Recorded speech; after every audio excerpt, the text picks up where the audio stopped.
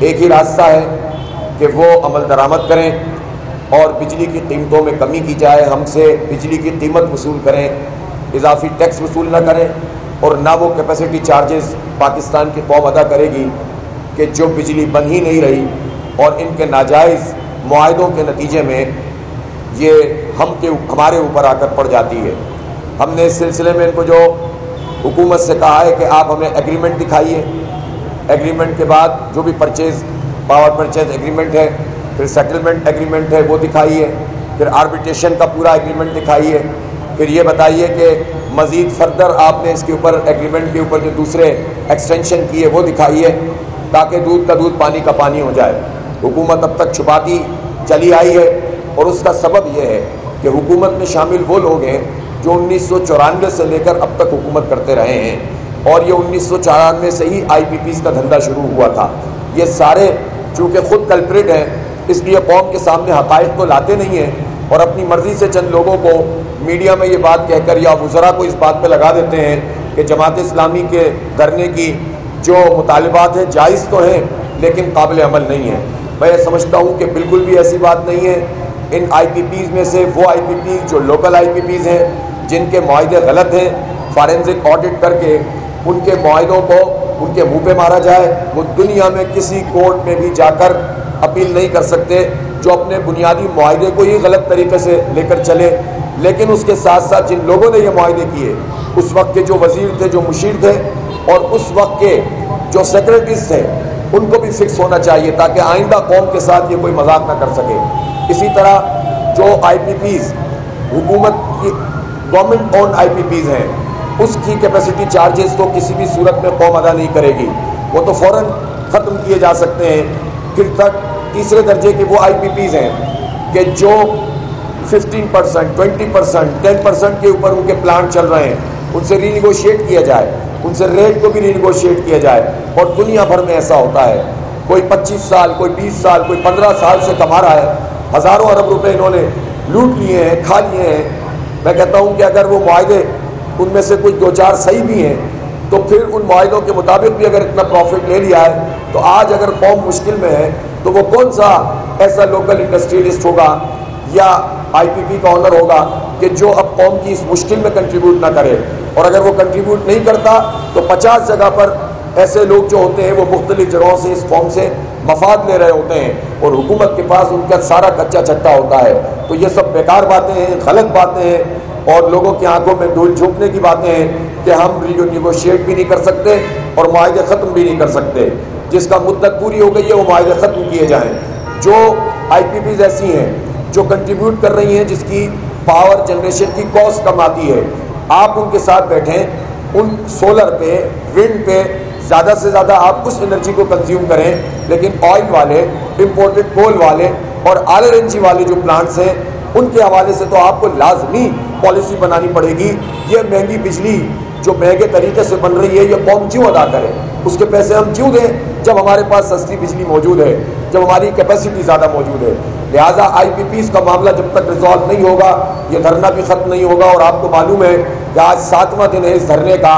یہ دھرنا تو الحمدللہ بڑھتا چلا جا رہا ہے، اور یہ پورے پاکستان میں اس میں ایک امید پیدا ہو گئی ہے، اور ہم اس امید کو نہیں توڑ سکتے۔ ہم 25 کروڑ لوگوں کی امیدوں کے اوپر جو ہے وہ بالکل بھی کوئی تیشہ نہیں چلا سکتے۔ اور اب اس وقت آپ دیکھ رہے ہیں اگر جماعت اسلامی کے اس دھرنا میں اس کے مطالبات جینوئن نہیں ہوتے تو یہ آل دا وے جو کراچی سے اٹھ کر انڈسٹریلسٹ یہاں پر آئے ہیں یہ کبھی بھی یہاں پر نہیں آتے۔ یہ اور جگہوں پہ کیوں نہیں جاتے؟ اس لیے کہ انہیں امید ہے، انہیں یقین ہے کہ جماعت اسلامی ہی اس مسئلے کو ریزالو کر سکتی ہے، اور اس کے اندر ہی یہ پوٹینشیل موجود ہے کہ وہ جینوئن بات کر سکتی ہے۔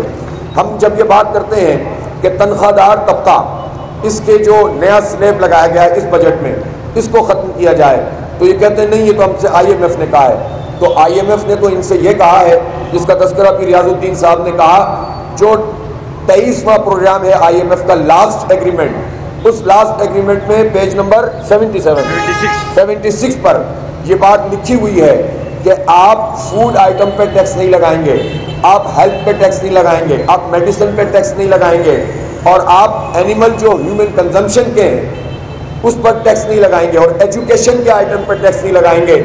لیکن اس حکومت نے وہاں تو خلاف ورزی کر لی IMF کے کہنے کی، اور سب پر ٹیکس لگا دیا، آٹا، چینی، چاول، دال، اور بچوں کے دودھ پہ بھی ٹیکس لگا دیا، اور ظالموں نے اسٹیشنری پہ ٹیکس لگا دیا۔ اور عجیب بات ہے کہ قوم کے سامنے پارلیمنٹ میں کھڑے ہو کے وزیر خزانہ کہے کہ اسٹیشنری کا ہم نے ٹیکس ہٹا دیا ہے، اور ایکٹ جب سامنے آئے تو اس میں ٹیکس لگا ہوا ہے۔ میں تو پارلیمنٹیرین سے پوچھتا ہوں کہ کیسے انہوں نے اس کو قبول کر لیا ہے، اور اس مذاق، یہ قوم کے ساتھ کیا مذاق ہو رہا ہے۔ لہٰذا ہم پوچھنا چاہتے ہیں کہ حکومت کو کیا مسئلہ ہے، وزیر خزانہ کہاں کھڑے ہیں، اسحاق ڈار کہاں کھڑے ہیں، FBR چیئرمین کہاں کھڑا ہے، آپس میں لڑتے جھگڑتے رہتے ہیں، پتہ نہیں جینوئن لڑائی ہے یا نورا کشتی ہے، لیکن اس کا عذاب قوم بھگتے، یہ قبول نہیں کیا جا سکتا۔ آپ کی نااہلی اور آپ کی نالائقی، اس کا بوجھ ہم نہیں اٹھائیں گے۔ اسی طرح سے بجلی سستی کرنے کے حوالے سے سیدھی بات یہ ہے، کہتے کہاں سے آئے گا؟ وہاں سے آئے گا جہاں سے آپ کھا رہے ہیں اور مراد حاصل کر کے عیاشیاں کر رہے ہیں، ان عیاشیوں کو آپ ختم کریں۔ جب آپ اپنے فری پیٹرول ختم کریں گے، فری بجلی ختم کریں گے، اور اسی طرح سے بڑی گاڑیاں کم کریں گے، یہ 3 کلومیٹر پر لیٹر اور 4 کلومیٹر پر لیٹر کی گاڑیاں چلاتے ہو، اور یہ لیٹرز جو ہے وہ ہمارے پیسوں سے تم وصول کرتے ہو، یہ دھندا نہیں چلے گا۔ جس کو گاڑی چلانی ہے اپنی پرائیویٹ چلائے، پرائیویٹ پیٹرول ڈالے۔ تمہارے پیٹرولوں کا خرچہ، تمہارے بچوں کو اسکول لے جانے کا خرچہ، تمہاری بیگمات کو جو ہے وہ شاپنگ کرانے کا خرچہ پاکستان کے غریب مڈل کلاس اور تاجر اور صنعت کار ادا نہیں کریں گے۔ صاف بات ہے بالکل۔ اس لیے اپنے خرچے کم کرو۔ جب ملک مشکل میں ہوتا ہے، کوئی گھر بھی اگر مشکل میں آئے تو خرچے کم کیے جاتے ہیں۔ انہوں نے 25% انتظامی اخراجات میں اضافہ کر دیا، پھر کیسے یہ مخلص ہے کہ پاکستان کے حالات کو درست کر سکتے ہیں؟ اس لیے انہیں بجلی کی قیمت ہر صورت میں لاگت کے اعتبار سے طے کرنی ہوگی، اور یہ جو اضافی ٹیکسز ہیں ان کو ختم کرنا ہوگا۔ FBR اور یہ جو انہوں نے سلیب لگایا تنخواہ دار طبقے پہ، اس تنخواہ دار طبقے نے تو آلریڈی 368 ارب روپے جمع کرائے ہیں پچھلے فائنینشیل ایئر میں۔ جب 368 ارب روپے انکم ٹیکس کی مد میں اس تنخواہ دار طبقے نے، جس کا بڑا چنک پرائیویٹ سیکٹر کا ہے، اس نے جمع کرائے ہیں، تو پھر اسی کو مرے کو مارے جو ہے وہ شامدار، مرے پہ 100 درے لگا رہے ہو تم، لیکن جاگیرداروں پہ ٹیکس نہیں لگا رہے۔ جاگیردار جن کی زمین 20 ایکڑ سے زیادہ ہے، اگر ان پر پراپر ٹیکس لگے تو 2.5 ایکڑ زمین ایسی، 2.5 کروڑ ایکڑ زمین پاکستان میں کلٹیویٹڈ لینڈ ایسی ہے جو ان لوگوں کی ہے جن کی زمینیں 20 ایکڑ سے زیادہ ہیں۔ تو آپ سوچ سکتے ہیں کہ ان پر ایک ریزنیبل ٹیکس بھی لگ جائے تو یہ کتنا بڑے پیمانے پر پاکستان کے عوام کو ریلیف مل سکتا ہے۔ لیکن چونکہ یہ جاگیردار طبقہ خود حکومت میں شامل ہے، پھر انہی کی شوگر ملز ہوتی ہیں، پھر یہ شوگر ملز میں بھی کماتے ہیں، پھر یہ ڈسٹلری میں بھی کماتے ہیں، پھر یہ جو ہے وہ اس کے ساتھ ساتھ وہ چینی کے بحران کو پیدا کر کے کماتے ہیں، اور گنے کی قیمت عام کسانوں کو نہیں دیتے ہیں۔ 6 مہینے سال بعد گنے کی قیمت ادا کرتے ہیں، تو 5 گھی میں سڑ کڑائی میں رکھ کر یہ طبقہ ہم پر مسلط ہے، پھر انہی میں سے لوگوں کی IPPs بھی ہوتی ہیں۔ لہٰذا یہ نہیں ہو سکتا کہ تم عیاشیاں کرتے رہو اور ہم بل جمع کراتے رہیں اور لوگ اپنے گھر کے سامان کو بیچتے رہیں۔ کس طرح سے ممکن ہے؟ اس دھرنے میں روز لوگ آتے ہیں، روتے ہیں، فریاد کرتے ہیں، کہتے ہیں حافظ صاحب ہم کہاں سے ادا کریں، کیا چیز بیچیں، ہم نہ اپنے بچوں کو پڑھا سکتے ہیں، نہ انہیں پورا کھانا کھلا سکتے ہیں، ہم کہاں جائیں، کیا ہم خودکشی کر لیں؟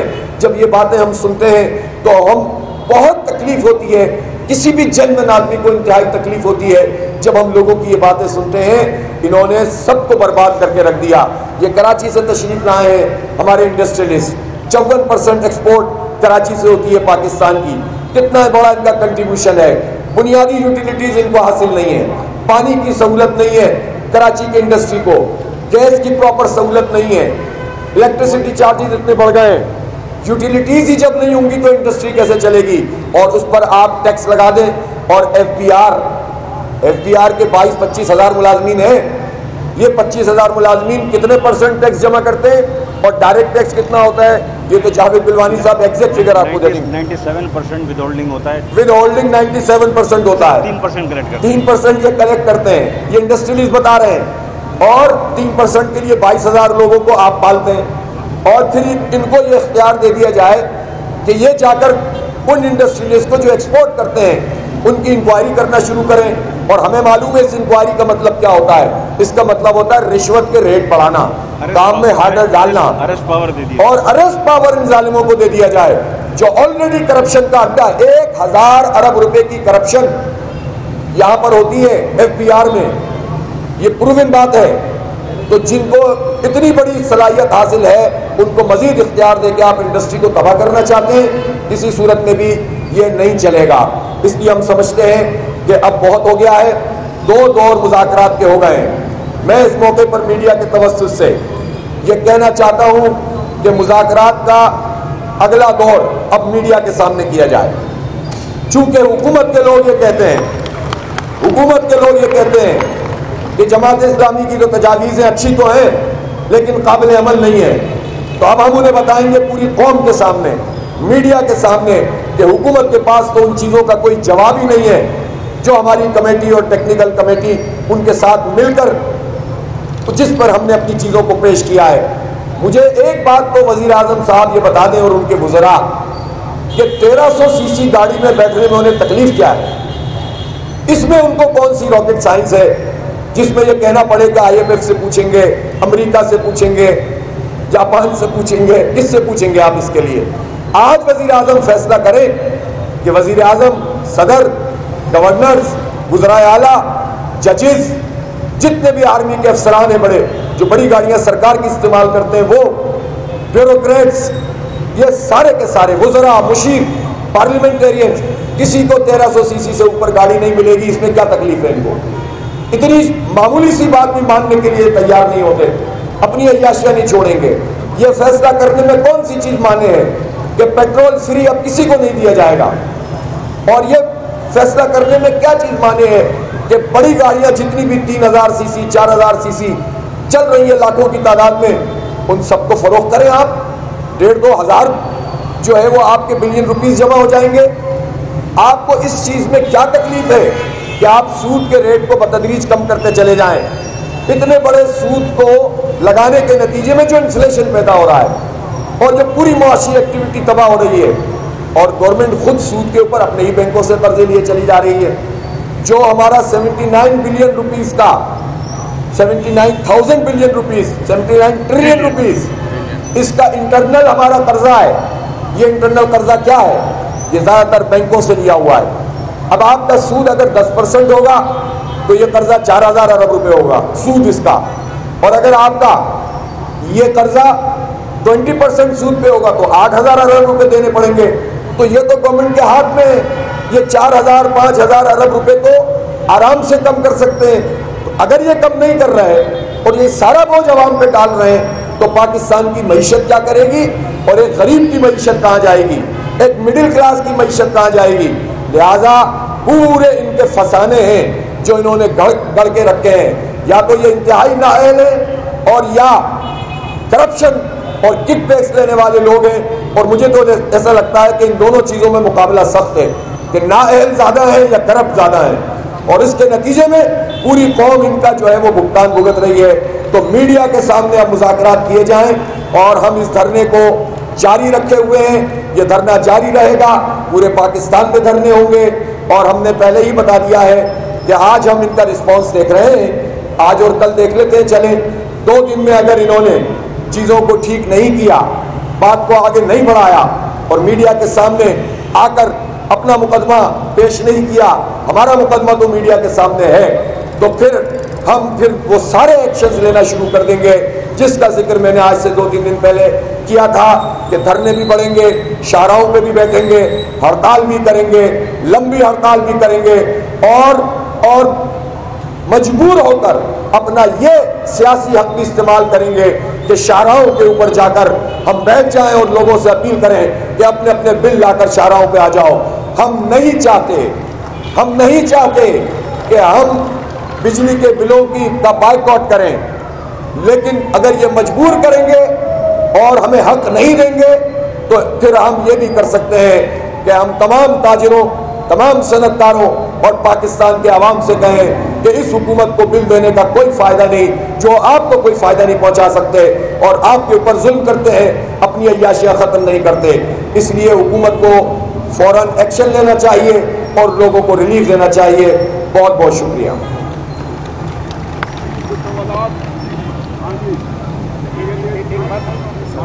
کراچی میں پانی جو ہے وہ بورنگ کا پانی بھی ہمیں خریدنا پڑ رہا ہے.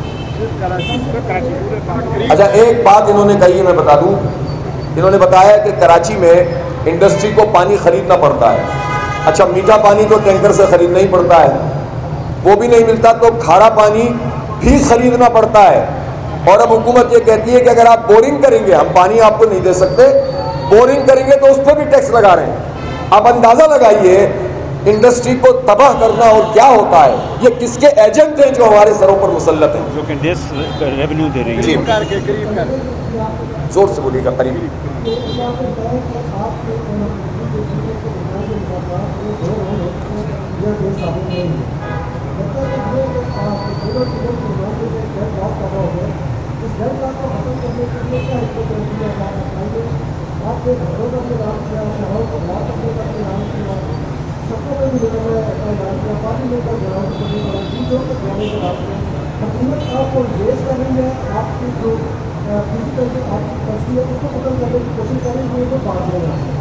اچھا دیکھیں میں نے یہ نہیں کہا کہ ڈیڈ لاک ہے, ان کی طرف سے یہی بات ہے کہ پہلے ہم نے ان کو اپنی ڈیمانڈز دے دی, پھر انہوں نے یہ کہا کہ ٹیکنیکل کمیٹی ہم نے بنائی ہے اور ہم ٹیکنیکل لوگوں سے ان کا ایکسپرٹ اوپینین لے رہے ہیں. اور پھر انہوں نے کہا کہ آپ اپنی ٹیکنیکل کمیٹی سے ہماری ٹیکنیکل کمیٹی کی میٹنگ کروائیں. ہم نے ان سے کہا کہ اب یہ لمبا چکر چھوڑیں, آپ اپنے ٹیکنیکل لوگوں کو بھیج دیں, ہماری کمیٹی بھی آ جائے گی. پھر وہ میٹنگ بھی کل ہو گئی. اب اس میٹنگ کے بعد انہوں نے یہ کہا ہے کہ ہم آپ کو جواب دیں گے. ٹھیک ہے وہ جواب دیں, میں نے تو آپ سے کہا نا آج دیں کل دیں, لیکن اگر وہ یہ سمجھ رہے ہیں کہ اس کے ذریعے سے وہ ٹال رہے ہیں اور وہ یہ سمجھیں گے کہ اس کے نتیجے میں ہماری جو آپ نے کہا کہ کوئی کمزوری پیدا ہو جائے گی, تو وہ تو پھر ذرا سا شام کو آ کر دیکھ لیا کریں ہماری کمزوری. ہر گزرتے دن کے ساتھ شرکت بڑھ رہی ہے اور آپ یہ دیکھیے کہ یہ اب شرکت پورے پاکستان کی امید بن گئی ہے. پہلے تو ہمارے ورکرز کی بنیاد پر ہم یہ دھرنا کر رہے تھے, اب تو بالکل عام لوگ اس دھرنے میں شریک ہونے لگے ہیں, ان کو امید بن گئی ہے. تو اس لیے میں سمجھتا ہوں کہ حکومت جماعت اسلامی کے کیس میں تو یہ بالکل بھی نہ سمجھے کہ ہم تھک جائیں گے. ہم تو کام کر کے اور طاقتور بنتے ہیں الحمدللہ. جب بیٹھ جاتے ہیں تو تھک جاتے ہیں, جب دھرنے دیتے ہیں تو ایکٹیو ہو جاتے ہیں. تو یہ تو ہم انشاءاللہ پورے پاکستان کو ایکٹیو کر دیں گے, اس لیے کہ اس کے بغیر کوئی گزارا نہیں ہے. میڈیا کے سامنے ہمارے ساتھ مذاکرات ہیں, اگر حکومت آپ کا یہ مطالبہ نہیں مانتی تو کیا پھر مذاکرات جاری رکھیں گے؟ ہم تو دیکھیں چاہتے یہی ہیں کہ میڈیا کے سامنے ہو, تاکہ اس کیوں کہہ رہا ہوں میں, اس لیے کہہ رہا ہوں کہ حکومت اپنے وزراء کے ذریعے اپنے ممبران کے ذریعے میڈیا پہ یہ بات کرتی ہے کہ جماعت اسلامی کی تجاویز قابل عمل نہیں ہے, ہم مجبور ہیں, ہم پریشان ہیں, ہم IMF کے پابند ہیں, ہم معاہدوں کے پابند ہیں. تو اس کے جواب میں ہم بھی کچھ کہتے ہیں. تو بجائے اس کے کہ ہم میڈیا کے سامنے ایک بات کریں, وہ بھی میڈیا کے سامنے الگ بات کریں, اگر ان کی بات میں اتنا وزن ہے تو دونوں مل کر میڈیا کے سامنے بات کر لیتے ہیں, تو پتہ چل جائے گا, دودھ کا دودھ پانی کا پانی ہو جائے گا. تو اس لیے میں یہ پیشکش کر رہا ہوں کہ وہ سامنے آ کر بات کریں. اگر وہ میڈیا کو ایوائڈ کرنا چاہتے ہیں تو مسئلہ حل کر دیں, مسئلہ حل کر دیں. ہمیں مسئلہ حل کروانا ہے, ہمیں ریلیف لینا ہے, اور کوئی ہمارا ایجنڈا نہیں ہے.